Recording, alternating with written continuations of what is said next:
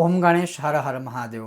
કારતક મહિનો ચાલી રહ્યો છે અને કારતક મહિનામાં ભગવદ્ ગીતાજીનો પાઠ કરવાથી શું થાય તો ભગવાન પોતે શું કહે છે, ગીતા યસ્તુ સમમ શાસ્ત્રમ ન ભૂતમ ન ભવિષ્યતિ સર્વ પાપ હરા નિત્યમ ગીતૈકા મોક્ષદાયિની।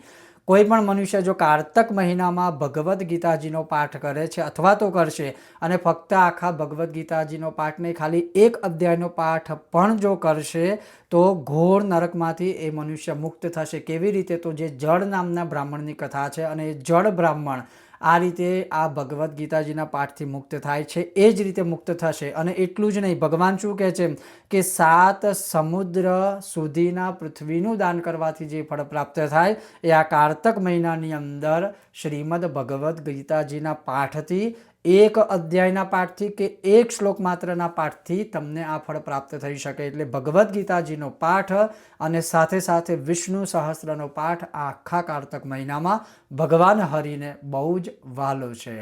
ઓમ ગણેશ હર હર મહાદેવ।